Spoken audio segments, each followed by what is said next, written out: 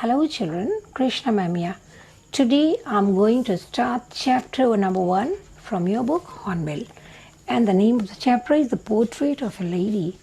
The topic, the title of the chapter is very interesting, The Portrait of a Lady. Now what is portrait? Portrait is a sketch. Now this is a sketch of a lady, and who is the lady in question here? The lady is the grandmother of the narrator. And the narrator here, the author of this chapter is Khushwant Singh. Now, in just short, I'll tell you about Khushwant Singh. Khushwant Singh, he is a very well-known Indian writer, and not only that, he is a lawyer, diplomat, journalist, and politician. He had been awarded twice, once for Padma Bhushan and once for Padma Vibhushan. Children, in this story, he has painted his grandmother in vivid color, in all beautiful colors, because he was very attached to his grandmother. Now this story is written in the 3 parts of his life. That is, first of all, when the narrator, he was a small boy, he lived in village with his grandmother because his parents were working somewhere in the city. So he was there in the village with his grandmother, and he himself, only 2 of them were there, so he was very attached to her. And she used to take very good care of her. She'll wake him up in the morning, and then she will take him for the bath, prepare his breakfast, and she will clean his slate and everything. She will paint over it, and after that she will take the boy. She will put his bag and take him to his school.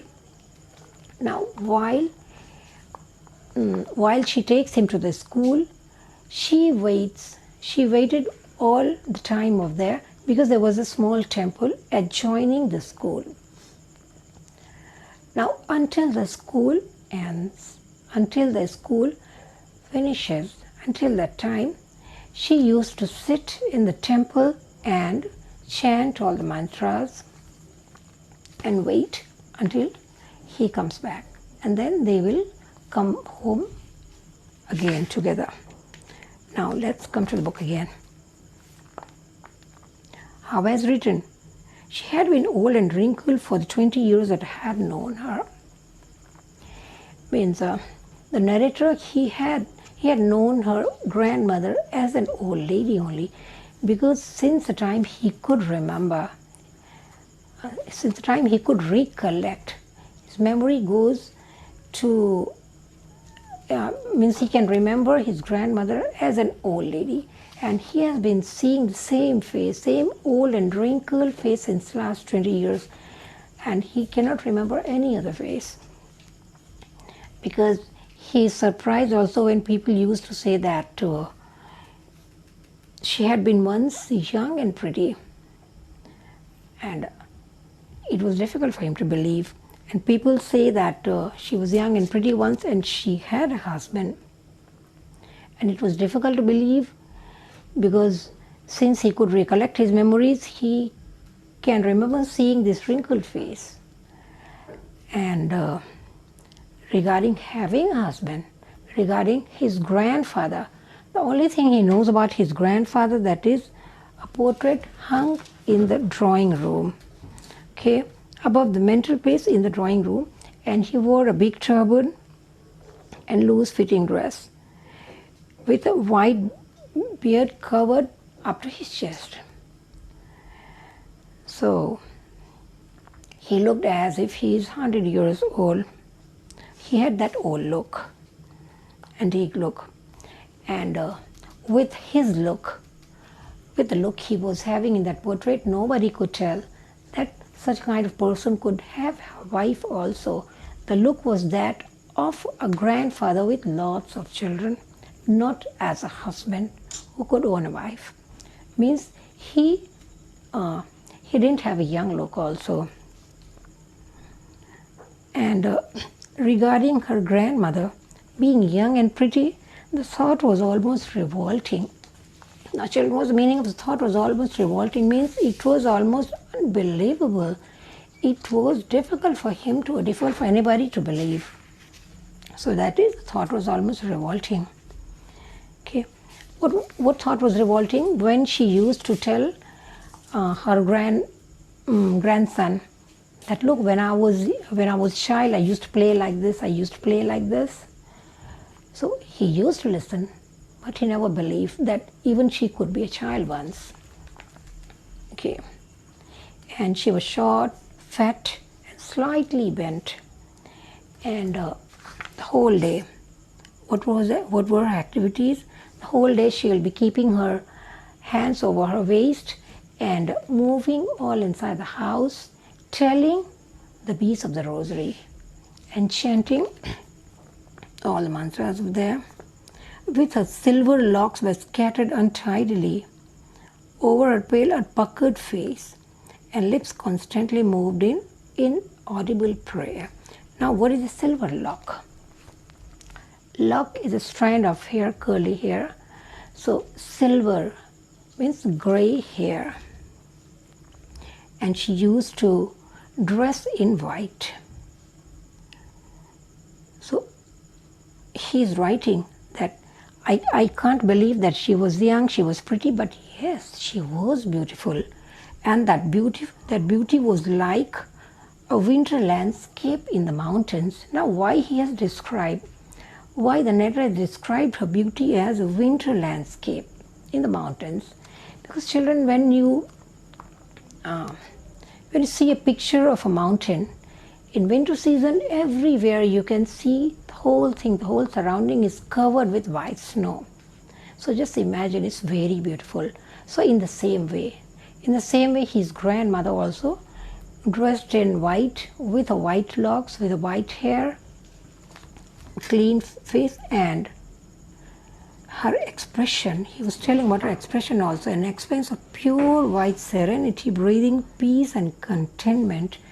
Means over that white dress and white hair, her expression was also calm, peaceful, and serene. That's why he has explained that an expression of pure white serenity, like landscape in the mountain. Now, they were very good friends. I told you just now that her grandmother used to do everything for him, and she used to escort him to the school.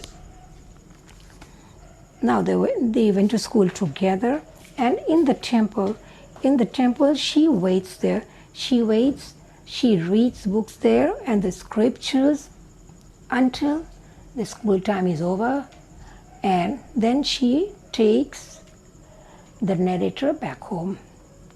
And while leaving for school, she used to carry some stale chapatis for the street dogs. So while coming back home, she will feed the street dog, and the street dog, they used to know that now it's the time for grandmother to come. Now we'll get the food. So this was a routine. Both of them, they were very happy together until there was a turning point in their life. And what was the turning point? His parents, the narrator parents, sent for him. They wanted him back in the city for his further studies. They wanted him to come to the city. So when he went to the city, he got an admission in an English school, and grandmother also went with him to the city. They shared the same room. Though they shared the same room, but the friendship, there was a little bit barrier there in the friendship, because now she cannot go with the boy to the school because there was a motor bus of the school, and the narrator has to catch that bus to go to the school.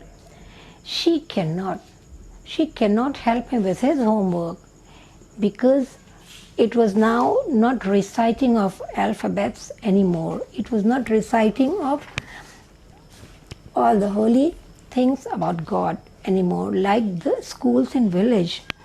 Now he has to study many things, many different things like science, Okay, science, the law of gravity, and about the geography, history, and everything, which was not the cup of tea for the grandmother. It was difficult for her. Because as for the studies, she knew that study means teaching about God and teaching about scriptures both. But what is this school? There is no such teaching. There is no such teaching. And not only that, they taught music also. And she hated that. She hated because according to her, it was not for gentle people. It was not for good people. Music is meant for beggars and harlots. So she was annoyed. But somehow she drawed back and she accepted. Okay, now after that, time passed by. Time went by. Now some more years passed by. Now what is he writing? I went up to the university. Now he has grown up a bit. Now he has got admission in the university. He was not a school boy, he's not a college boy anymore. So when he got an admission in the university, he got a separate room. Now when he got a separate room, the friendship between them was almost snapped. Because the only chance of being together, that sharing the same room and asking how's the day today, how's this, how's that, even that was snapped. Because his room was separate now. But grandmother, she accepted her seclusion with resignation. So what does it mean? It means that she accepted her loneliness. She understands that it has to happen. So that understanding of accepting the loneliness is accepting her seclusion with resignation. So now she kept herself with the spinning wheel. While, I think I forgot to mention that when she came to city, she spent some time. She spent 1 hour feeding the sparrows, giving small pieces of bread to the sparrows, and she was attached to them also.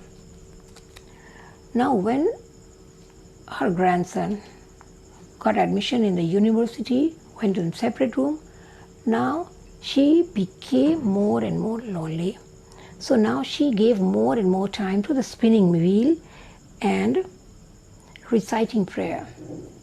The whole day she will be busy at the spinning wheel and telling the rosary, telling prayers and feeding the sparrows.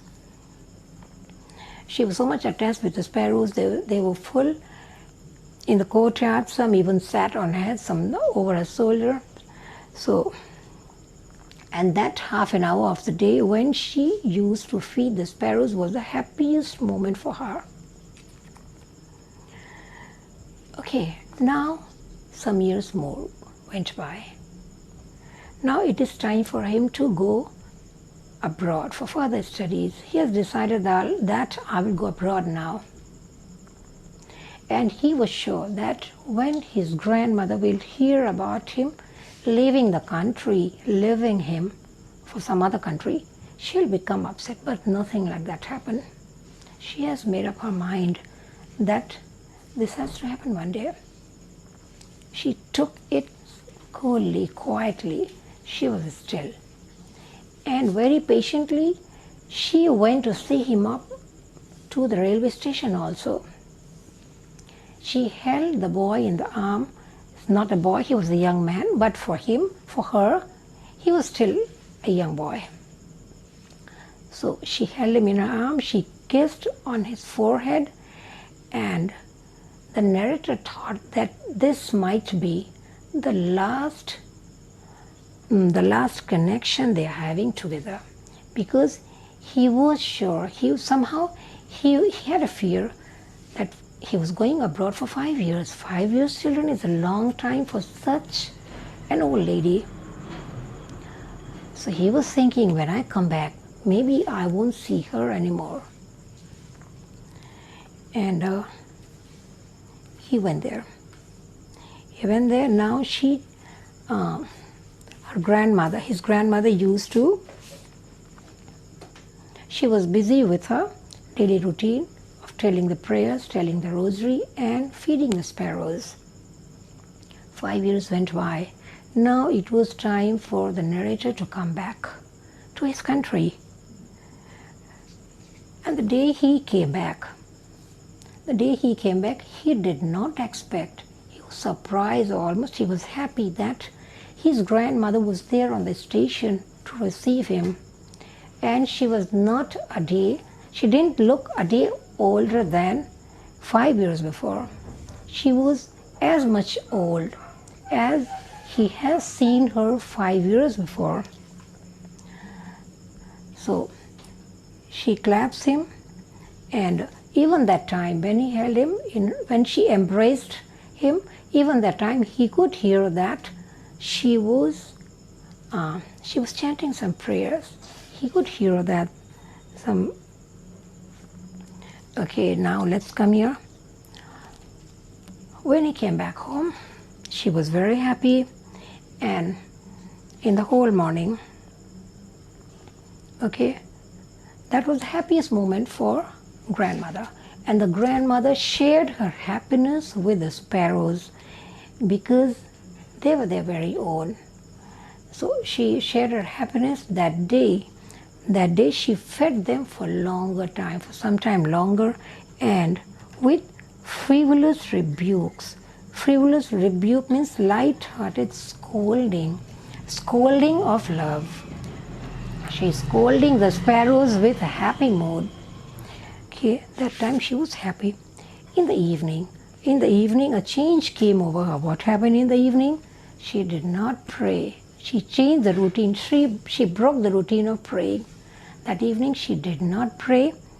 What did she do? She invited the ladies from the neighborhood, and she got an old drum. And the word used here is the sagging skins of the dilapidated drum. Now what is this? The drum was very old and it was almost deteriorated to some extent. But she was thumping on that. She was using her whole strength because inside her she was very, very happy. She was thumping with whole strength, and she sang song also. Everybody used to stop her. They tried to stop her because they didn't want her to overstrain. But why will she listen? She was very happy and she was just showing it. So nobody could stop her. So that day passed by. At the night, she went to sleep happily after singing, after thumping on the drum with a full heart. My children, early in the morning, she was taken ill. Early in the morning, she became ill. Now the doctors were called. She had a mild fever. The doctors were called and they told it's nothing. She'll recover. But inside her heart, grandmother knew that she is not going to recover. This is her last call. She knew that her end is near. Her end was near, and she was having only few hours left. And she remembered that last evening she could not pray. So she told everybody that now I don't have enough time to talk to anybody. I don't want to waste my time. Let me do my prayers. She took her rosary and she started telling beads. She slept silently on her bed. Very silently, she lied down over there. She closed her eyes and starting chanting, starting telling the rosaries. Her lips were saying the prayers. And while telling the prayers itself, nobody knew when the rosary fell from her conscious hand because there was no life. She was dead. Children, while chanting the prayers itself, she was dead, and now they have to do all the customary things, all the rites. So they covered her with a red shroud. What is a shroud? Shroud is a cloth, piece of cloth they used to cover the dead body. So we call it shroud. She was covered with a red color shroud.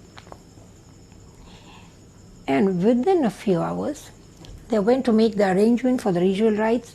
And when they went out to make the arrangement, all the sparrows, they were scattered. They were scattered all over the courtyard, and there was no chirruping. There was no chirruping. There was no sound, because the sparrows, they knew that the lady who used to feed me, she is no more now. There's nobody to feed us now. There's nobody we can come to this place.